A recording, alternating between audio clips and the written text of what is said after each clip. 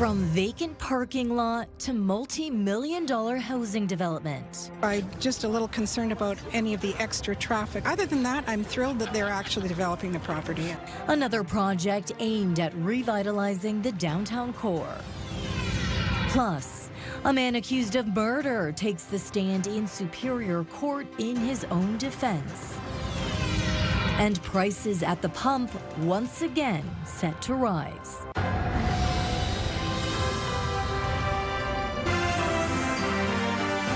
CTV News with Stefanie Masotti. Good evening and thank you for joining us on CTV Windsor and AM 800.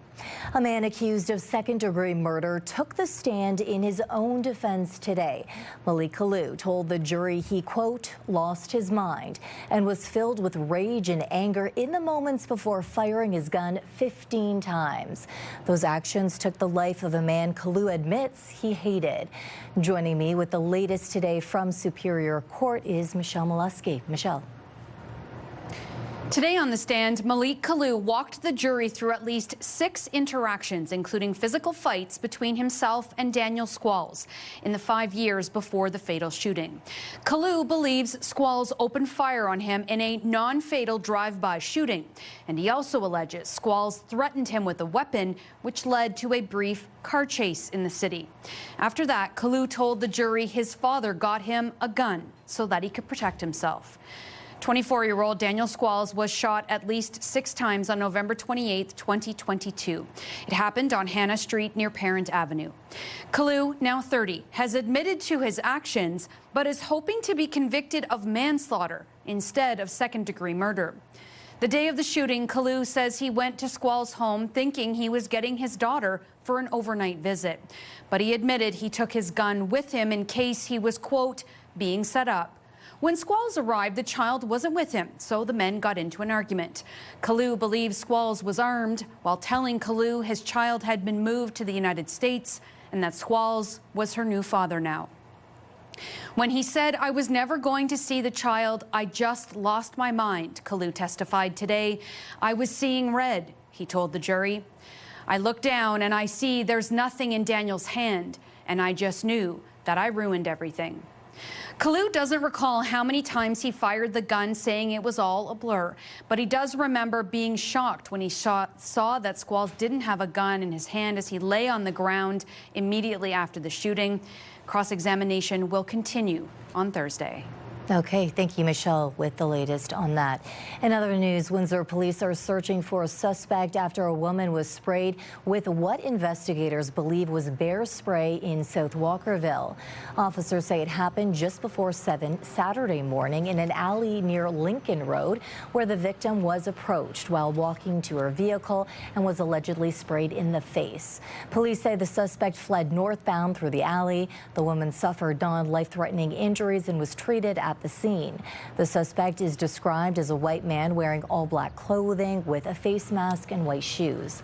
Investigators are now asking anyone with surveillance or dash cam video from the area, including alleys between Gladstone, Lincoln, and Moy, to come forward.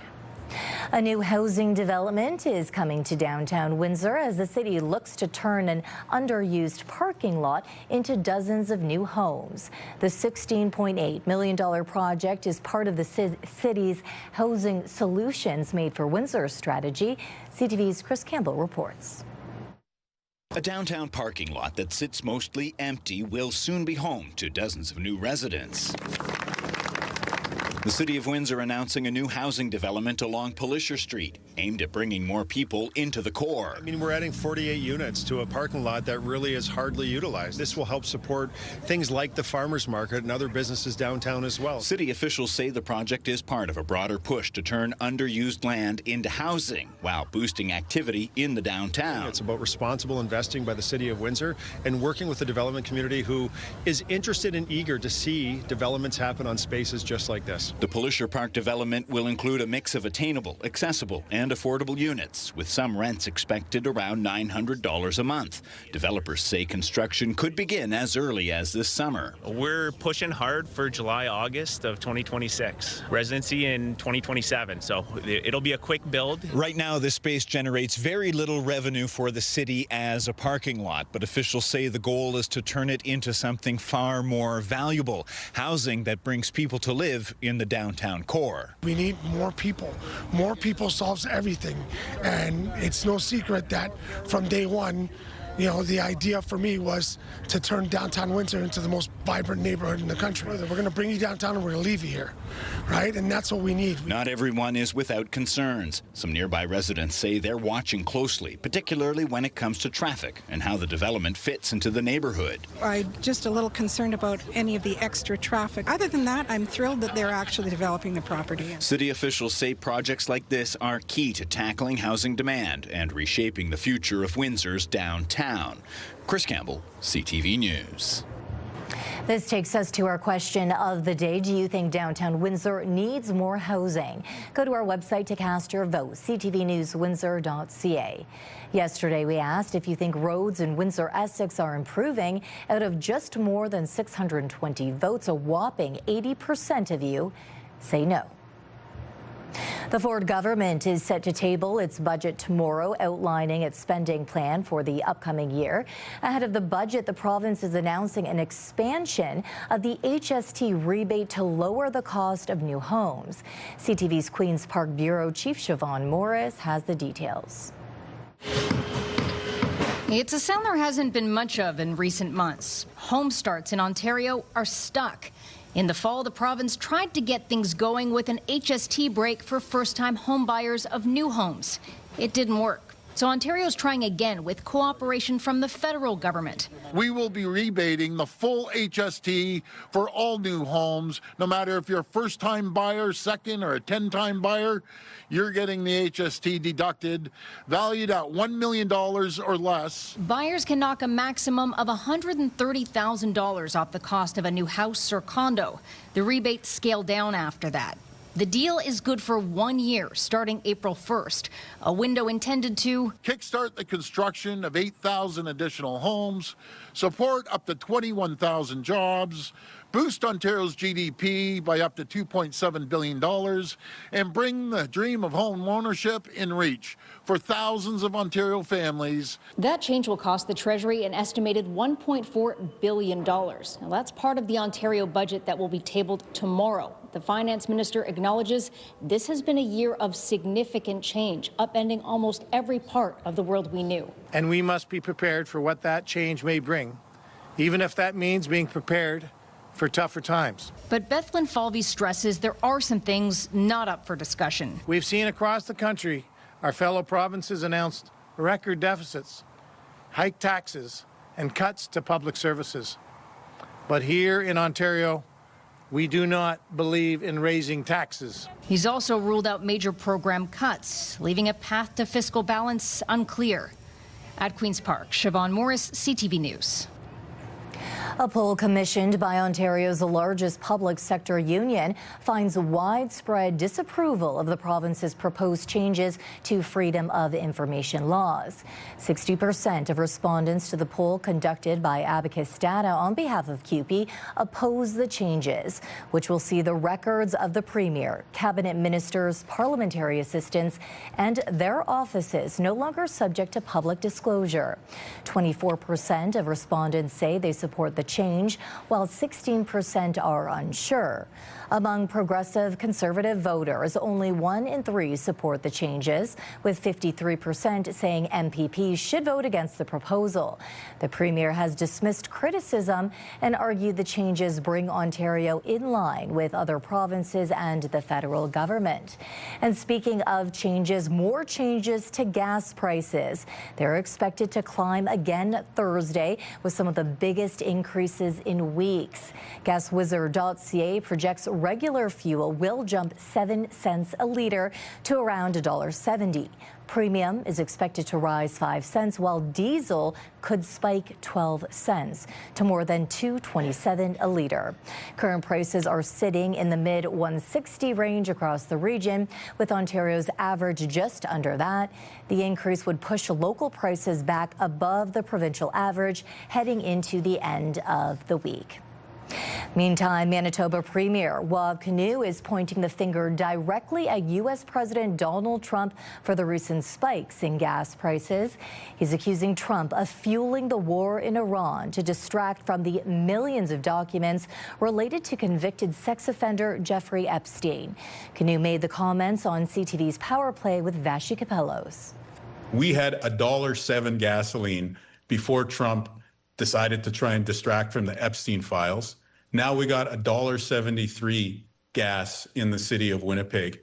So, I mean, should we starve provincial resources that we're going to go use to add 4,000 healthcare workers, as we announced today, or a new emergency room? Or should we just go to the cause of our economic problems, which is Donald Trump and his terrible war in Iran? Like, there is such a thing as a just war. This is not a just war. This is a dumb war. It needs to stop. That would help people with the cost of living. Kinew added that Trump had, quote, no reason for the conflict, and the best way to lower gas prices is to stop the war in Iran. Let's take a break now. CTV meteorologist Gary Archibald joins me now for a first look at the weather. And warmth is on the way, Gary, but it will possibly come with some wet weather. You're right about that. Good evening, Stephanie. Good evening, folks. We're talking about one system that's already in place over the Great Lakes. Yes, snow to our north and east, some scattered showers, even some virga over southern Ontario. That's rain droplets evaporating before it hits the surface. But the big system is actually a combined area of low pressure, 2 in 1, working its way over the prairies in the U.S. Central Plains in the next, say, 12 to 18 hours. Tomorrow night, could see some thunderstorm activity out of it and significant rain. Good for the gardens because it's spring after all. Not so great because we could see some heavy doses. In low-lying areas, we could see some ponding on area roads. I'll break it down for you in moments. For now, I'll send it back to you at the desk. The Windsor Symphony Orchestra paid a visit to Southwood Public School this afternoon.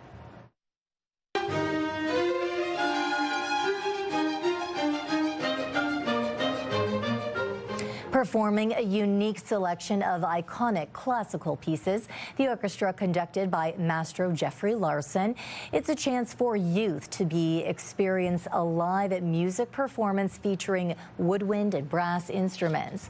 The school performances are in partnership with local school boards. The hope is that such exposure in the school setting further enhances learning, creativity, and of course interest in music and related arts. We can see the spark of inspiration in these kids' faces, and a lot of them are just picking up instruments for the first time. A lot of them will be joining our youth orchestras at Windsor Symphony in upcoming years, so it's a very exciting experience for all of us. And professional wrestling returns to Windsor this weekend with a major international showcase at St. Clair College. Maple Leaf Pro Wrestling is bringing 2 nights of action to the Sportsplex, featuring talent from around the world and a special partnership with Ring of Honor. Organizers say the goal is not only to entertain, but to elevate Canadian talent on a global stage. MLP founder Scott Demore says a big announcement will be made during the weekend event, and that AEW owner Tony Khan, who is also the owner of Ring of Honor, is expected to be in the Rose City. The sold-out shows take place Friday and Saturday. We're looking to create a Canadian platform where Canadian talent performers can go out there and show that they are among the very best. And how do we do that? It's by putting them alongside some of the very best from all over the world. That's what MLP is here for, and I think we've really been delivering on our mission statement, and I'm excited for what we have coming up. A bid for Leamington to host next year's Provincial Gymnastics Championship is over before it even started. CTV's Robert Lothian has been following us for this. So, Robert, what exactly has happened thus far? Yeah, Stefanie, council has walked back their support for Rose City Gymnastics' bid to host the competition at the Highbury-Canco rink. This follows fierce pushback from fans of the Leamington Flyers, who would have lost their home arena during a potential playoff run. And the cost to the municipality is no small amount. If you wanted to compare dollar value to dollar value, 5,000 people over 4 days would certainly bring in lots of revenue to businesses in the municipality. And that was the driving argument in the decision. And yet, you know, if the people don't feel that is the top priority, then we have to acknowledge it. Leamington Mayor Hilda McDonald says the decision comes down to listening to the wants of residents. Council voting unanimously to reverse course on support, keeping ice in the arena for the usual period in 2027. This means if the Flyers are in the playoffs next year, they won't have to find ice time elsewhere. The decision all but kills any hope for Windsor Essex to host the 2027 Ontario Gymnastics Championships. Rose City Gymnastics President Diana Georgie estimates the competition would have generated about $500,000 in economic benefit just for Leamington. It's not a small event. Rose City has put on provincial championships probably 8 times over the last 10 years, 10, 15 years, and very huge, a large turnover. I mean, the tourism has just boomed. Following council's decision, Georgie has about a week to find a new location and submit their bid. She's hopeful to find a site elsewhere in Windsor, Essex, but fears that other municipalities have already moved on. Okay, hopefully everything falls in line for them. Okay, Robert Lothian, thank you for this. Thank you. Still ahead on Windsor's news leader, Air Canada's CEO is facing growing backlash after an English-only message sparks political outrage and hundreds of complaints across the country. Coming up, employment scams are on the rise, and some are so convincing they're costing job seekers thousands of dollars. And tomorrow, Premier Doug Ford unveils his 8th Ontario budget. How does it impact our local area? That's tomorrow at 6 on CTV News. A Los Angeles jury has found Meta and Google liable for what it calls social media addiction. The plaintiff has been awarded $3 million, but that's going to increase because it doesn't include punitive damages. The outcome could influence thousands of similar cases against the social media giants brought by parents and school districts. The Los Angeles case involves a 20-year-old woman who says she became addicted to Instagram and YouTube at a young age because of their attention-grabbing design. Meanwhile, jurors in New Mexico this week ordered Meta to pay a whopping $375 million after finding the social media giant failed to protect children from sexual exploitation and mental health harms. It is seen as a major defeat for the tech giant that owns Instagram, Facebook, and WhatsApp. A number of countries are now implementing or considering social media bans for kids 16 and under, since Australia became the first country to do so. Prime Minister Mark Carney said earlier this month Canada has not made up its mind on the matter. Quebec's premier is calling for the resignation of Air Canada's CEO, saying his English-only message of condolence lacked respect for French-speaking staff and clients. Prime Minister Mark Carney also expressed his disappointment over the language issue. CTV's Annie Bergeron-Oliver reports.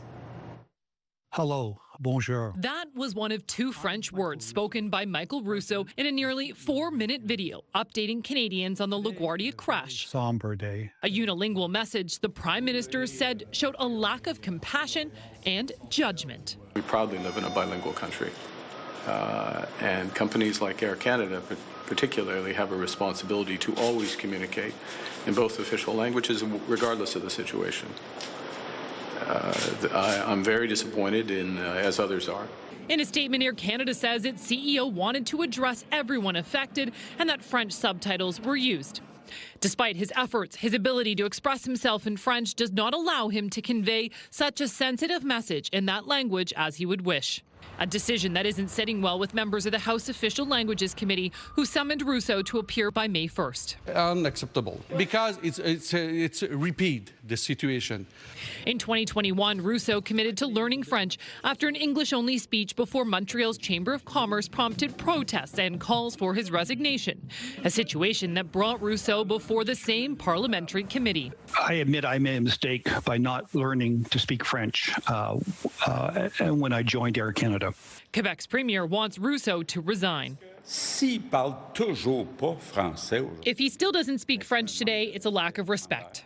Experts question why Russo didn't try to read some prepared remarks in French. It's non-ideal communications.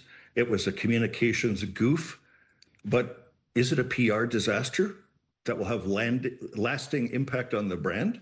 I don't think so. Air Canada is subject to the Official Languages Act, and so far the Office of the Commissioner of Official Languages has received more than 790 complaints. Annie Bergeron-Oliver, CTV News, Ottawa. Job scams are becoming more common, targeting people who are looking for work. But as CTV's Pat Foran reports, some of them are convincing enough, defrauding would-be job seekers out of thousands of dollars. Many people like watching movies, so does Abe Reese of Aurora. That's why he was excited to get a text message asking if he wanted a job as a movie reviewer. They got in touch with me through text messages. It's reviewing films and rating them. Reese says for about a month he watched and reviewed films. He was told he would be paid, but he needed to put in some of his own money first. He did, but grew concerned and contacted police. They told me it was all a scam. Reese was scammed out of $2,000. I felt sad. I felt like, what am I going to do now? We also did a story with Greg Burgos. He saw a job advertisement on TikTok and was scammed out of $11,000. This is money that I was saving. This is money that I need. Davonshee Podar saw a job posting on Instagram. It was a fake, and she was scammed out of $15,000. $15,000 is not a small amount. It was all my savings. We hate to hear about all of these job scams targeting these innocent job seekers. Indeed is the world's largest job search website. It says criminals are targeting job seekers to steal their information and money. Some signs of a job scam: you receive a job offer you never applied for. There's no in-person interview required. You're offered high pay for easy work. You need to send money to earn money. There are vague job descriptions and unprofessional communication. When someone is looking for work, fraudsters will tell them what they want to hear. We're going to pay you extremely well. You're going to have flexible hours. You're going to have every benefit you could ever imagine. But we're not going to give you much information about the job. Those are all big red flags. Reese was trying to find extra income to help his family. If you're looking for work, do your research, check legitimate job boards and company websites. Never pay in advance for expenses or training, or give out your banking information. Pat Foran, CTV News.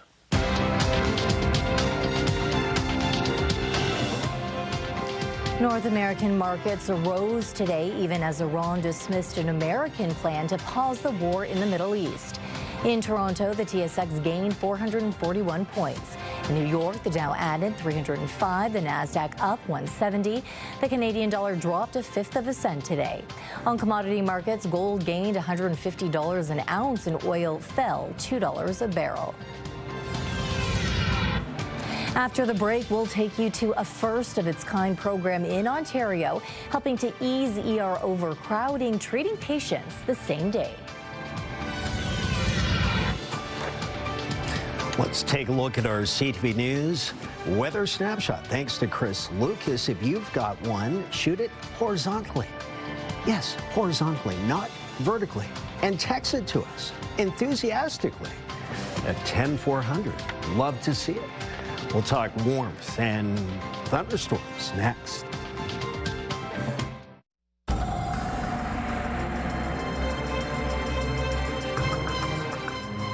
A nice warm up today, and the temperatures are going to rise even more. Gary joins us again for an extended look. Gary. Temperatures reaching the lower teens in southwestern Ontario, 13 degrees, in fact. In our great city, the Rose City, of course, Windsor, Ontario, and the surrounds between about 11 and 13 degrees Celsius. Our average high, 8.4. We've reached 13.4, so we've been 5 degrees above seasonal. Hey, let's talk about the big contest, right? Money Mayhem. And of course, you need to know 4860. That's your PIN, 4860. Enter it now at ctvwindsor.ca and be listening to Mike and Meg at 8:37 a.m. tomorrow on AM 800. And they might just be calling you to play. Okay, so air quality today, not bad. It's a 3. We've seen it as low as a 2 and a 1. So not much to see there. It was gray to start. It's been gray throughout the afternoon, the latter stage. The midday, we saw some sunshine.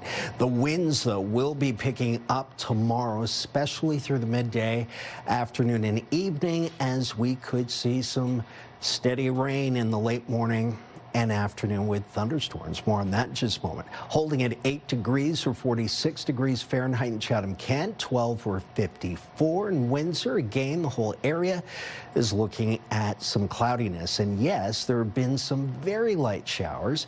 Also some virga. That's where those rain droplets evaporate before they even hit the surface. So we'll see heavier bands tomorrow. It comes out of the west, and with that, thunderstorm potential, especially in the afternoon, evening, and again early Friday morning before dawn. The rainfall graphic, this projection does not take us far enough out, at least for now, until we get into the heavier bands. But I think anywhere from 10 to 20 millimeters.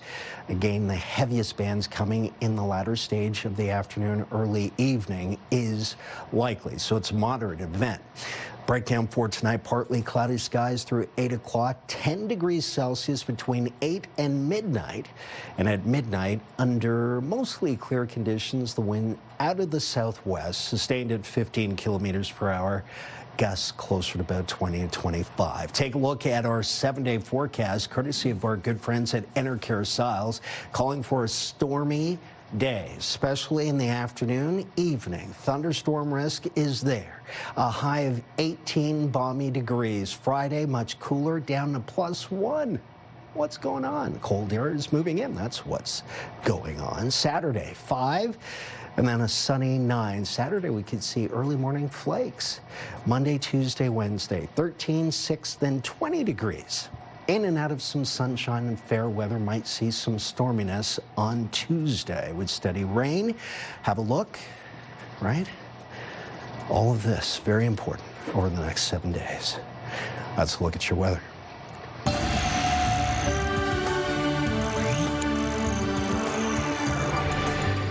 Hamilton Health Sciences has launched an innovative program that helps move patients away from overcrowded emergency rooms while ensuring they get comprehensive assessments and care. CTV's Pauline Chan visited this new unit. It's called the Urgent Medicine Unit, or UMed, and it's the first of its kind worldwide. Hi, I'm Dr. Raza. It's nice to meet you today. So when a patient comes into the emergency room, the physicians there often have to decide, do you need to be admitted to the hospital or can we send you home safely? And oftentimes we end up admitting people to hospital because it's the safest thing to get patients the care they need. But now the UMed unit provides an alternative. They'll get the exact same level of care as if they were admitted to the hospital. They'll see a physician, they'll get a comprehensive assessment, they'll get blood work, they'll get any imaging or pictures taken of their body, so that hopefully by the end of the day, we've come up with a diagnosis and we've put together a treatment plan. For Hamilton General, the day hospital has been a huge help in easing the burden on the emergency department, and patients are happy to avoid long waits in the ER. Lung infections, skin infections. We see a lot of heart disease, so people who might have blockages in the heart or abnormal heart rhythms. We might see some neurological concerns, lung disease, asthma. Since the day hospital opened in the fall, they've had more than 1,000 visits. Right now, they're only operating Monday to Friday from 7 a.m. to 7 p.m., but they're hoping to expand to 7 days a week. When patients come in this program, we send them home with a kit So a tablet, a blood pressure cuff monitors, so we can actually monitor their vitals at home and communicate them over video to monitor them. So it's kind of building towards like a hospital at home model. And Dr. Samir Raza says for many types of patients, that will be the way of the future. Pauline Chan, CTV News. Great opportunity for this 12-year-old from Windsor. We'll tell you about his exciting invitation to Spain after the break. On the Sidelines is next. Stay tuned.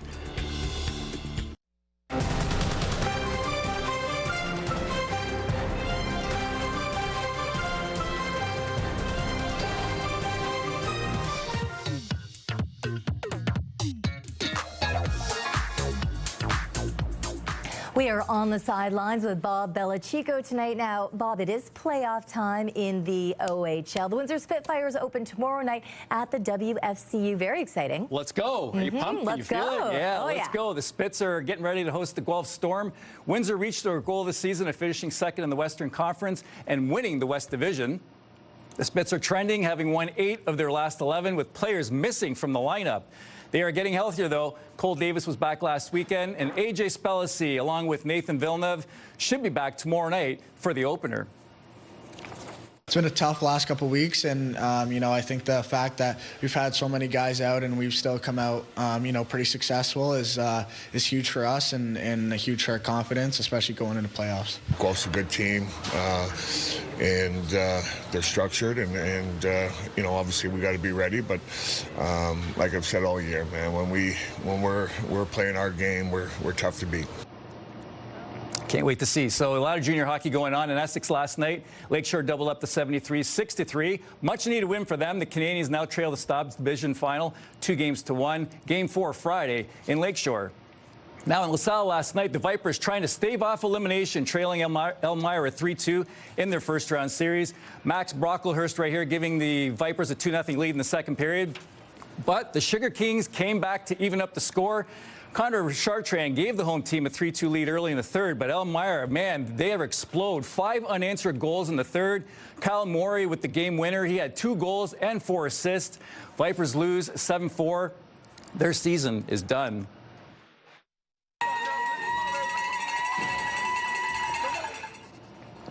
Now down the 401, the Chatham Maroons await the winner of tonight's Game 7 in Stratford between the Warriors and the London Nationals. The Maroons swept St. Thomas in round 1, their first round sweep since 2017. That's a long time ago. Chatham ended the regular season on an 11-game win streak as well. The defending Sutherland Cup champs haven't lost the game. Check this out, Stefanie, since January. I think experience helps a lot. We have a lot of returning guys from last year, and even our younger guys had experience in Junior C. And yeah, we're all hungry for a win. So we are confident, but we're humble as well. We know playoffs is a different story than regular season. We set ourselves up in a good spot, so we're just hoping to capitalize. Since the trade deadline, I think we just picked up that brotherhood, and ever since that, we've been rolling. So we obviously hang out with each other outside the room, outside the rink, and we just have a lot of fun out there. Okay. Yeah. Okay. So here's a team that had 8 players returning. So they basically reloaded and have a stacked team again, ready to make another run at the Sutherland Cup. So we'll see what happens. Yeah, and Bob, I've been to a couple of the Maroon games. They have dedicated fans. Oh, that place is a gem. I can't imagine the excitement with streaks like that. Definitely. Okay, so we are talking more hockey, but this time a little different. You are going to introduce us to a group of seniors who are still playing the game they love. It's awesome to see that. I really hope that I lived into my 80s and can still play the game of hockey.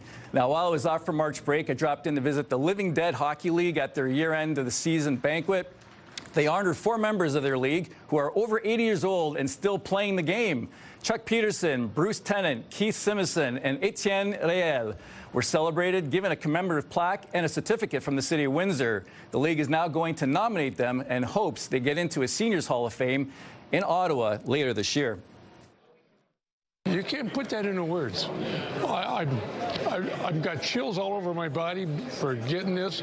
To be honored by your peers like this, and them to come over and thank me and say, great job, is really something. Keep her going. Don't stop. Meanwhile, OFSA hockey today in LaSalle. St. Anne scoring to tie their final pool play game against Nantier Shores Secondary from the Barrie area. The visitors would take a 3-1 lead, but Cooper Disher ties it up for the Saints with 1:14 left in the third. Pretty dramatic right there, but with 35 seconds left on the clock, Jack Lee nets the game winner for the visitors. Wow, what a way to end the game right there.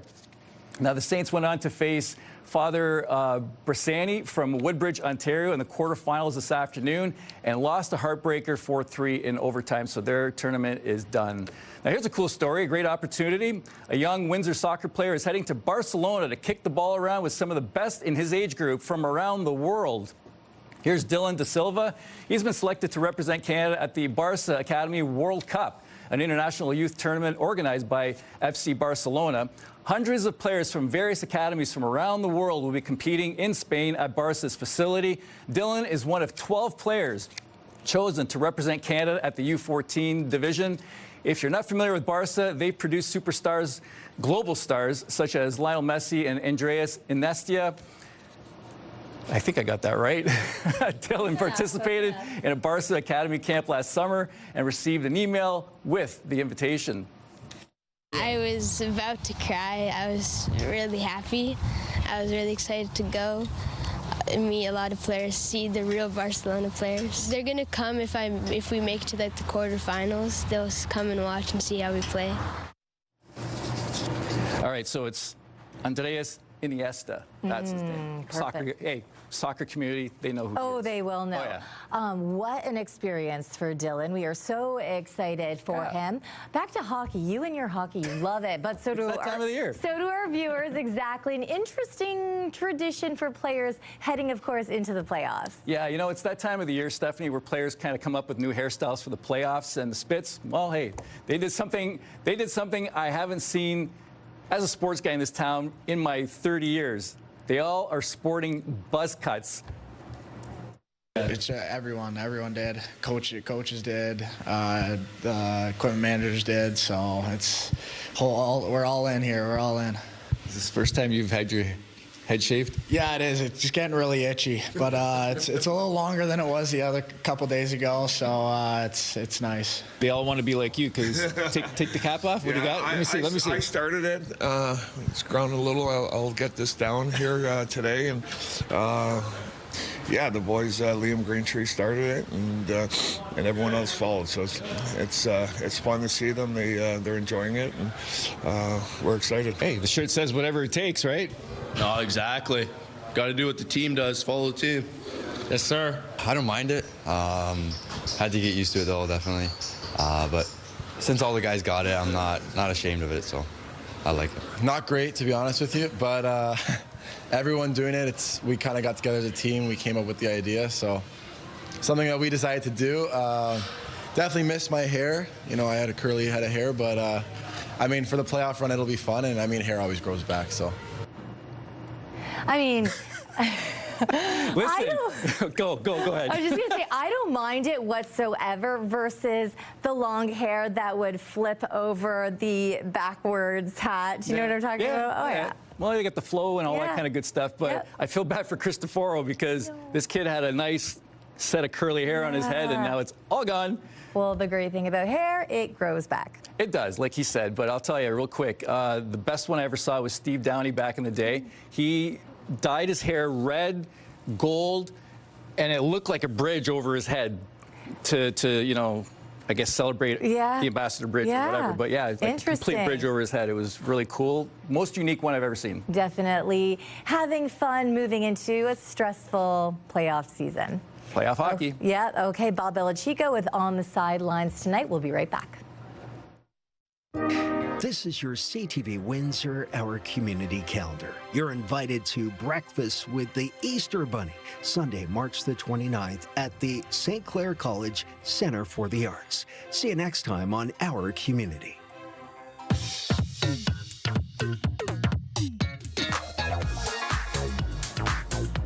It's time to check in on what's happening now with Melanie Kentner. Melanie, I understand all day those opposed to the province's plan to amalgamate conservation authorities have been gathering at Queen's Park, obviously in Toronto. That's right, Stephanie. The Essex Region Conservation Authority is part of a last-ditch effort to suspend plans for sweeping centralization ahead of the budget tabling at Queen's Park tomorrow. The province is amalgamating Ontario's 36 conservation authorities into 9 regional bodies instead of the 7 it initially proposed. The Ford government says the move will reduce administrative duplication and redirect resources to the front lines. IRCA has joined a watershed conservation coalition of 74 professionals against it, describing the plans as ill-conceived and a threat to resource management. The board chair isn't confident their concerns will be addressed. Yeah, I'm a little defeated, but at the same time, I'm not giving up. I literally will stand fighting until the very end. So we won't have much say if this amalgamation happens. It'll just kind of just ruin our local governance, in my opinion. We get details online at ctvnewswindsor.ca. And Melanie, with LaSalle Police, a story online, they are asking again for help. Yeah, so officers in LaSalle want to identify 3 suspects involved in a theft at a local business. Police say it took place in the 1800 block of Wyoming Avenue on March 21st. Anyone with information can contact LaSalle Police or Crime Stoppers. And in our social spotlight, here's a hotel that's both futuristic and prehistoric at the same time.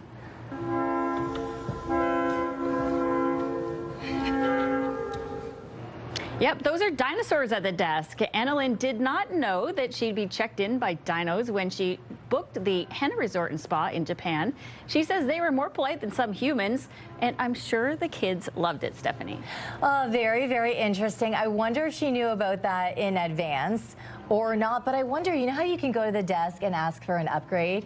Yeah, I don't know if those dinosaurs can give you an upgrade or not. Who knows? I know, hopefully, though, it'd be good. Okay, if viewers at home want to submit a video to our trending segment, how can they do it? Yeah, they can email us at newsnow@bellmedia.ca or text it to 10400. Okay, and that's what's happening now. Thank you, Melanie. Wooden boats are disappearing from Newfoundland's shores, but one builder is keeping the tradition afloat by teaching a new generation how to carry on.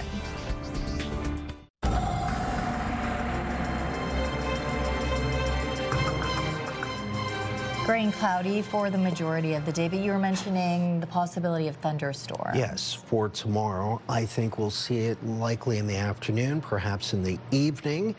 And temperatures are ready to take off. Tomorrow, some parts of extreme southwestern Ontario will reach between 18 and about 20 degrees Celsius, well above our seasonal average. Regionally, that's right around 8.5, almost 9 degrees Celsius. So it's a wet day. And then we're into sunshine, but then, look at this, only +1. It gets very cold. A cold front moves in, also could elicit some flurries on Saturday, a high of 5 there. Sunny on Sunday, 9, then 13, 8, and 28. That's Monday, Tuesday, and Wednesday. 13, 8, and 20, all on the plus side. So, yeah, people keep coming up to me. But as you mentioned, it's all on the plus side, at least. Any of this. Okay, Gary, thank you so much. Travis, tonight at 11, you will be sharing with our viewers some new data. Yes, this is on overdoses since the closure of safe injection sites. First of all, it's been 2 years since SafePoint closed. That was January 2024. And looking into this, I had to double check that. That time works very strangely. But advocates are still fighting to have sites like that in place despite the province's push towards abstinence-only programming for people who use drugs. Tonight, we have a story on how closing places like SafePoint may have impacted EMS, ERs, and led to an increase in overdose deaths. That's tonight at 11. Okay, thank you, Travis. We leave our viewers tonight talking about wooden boats, which are fading from the waters off the coast of Newfoundland, but their legacy is not lost. CTV's Garrett Berry has more on a man passing down his skills to the next generation. With every scrape and push, this Rodney boat comes to life. One of just a handful that will be built this year.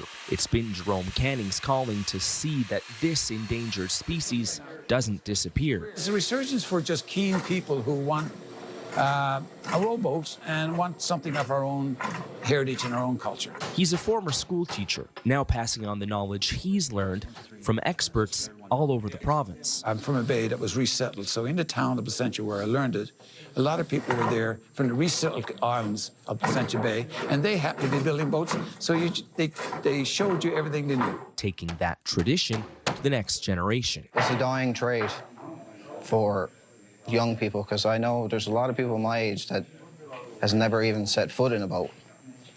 And I try and preach it to people all the time. Jerome Canning's the man for the job, according to the leaders of the Wooden Boat Museum, who organized this 12-week course. Jerome is still young enough, dare I say, to have some mileage left in him, but he's still old enough that he has the tradition that he grew up with. Many who go through this class will go on and build their own boat, their fixtures, coming back for a 1 or 2 day class to refresh their knowledge or work on particular problems. It's quite gratifying to see that we've been responsible for building half a dozen other boats. And another part of it is it's a fabulous learning experience. If you love working with wood, it's such amazing material to work with and what you can do with it. And I hope actually, you know, to pass on some of this to my sons. This Rodney will be sold to help finance museum operations. So it's 12 more men who've learned the art of the Newfoundland boat and 1 more boat on the water in Newfoundland and Labrador. Garrett Berry, CTV News, St. John's. Very, very interesting. I was away on vacation for March break. We saw hundreds and hundreds of boats over that time period. There was one that was wooden. It stuck out like a sore thumb.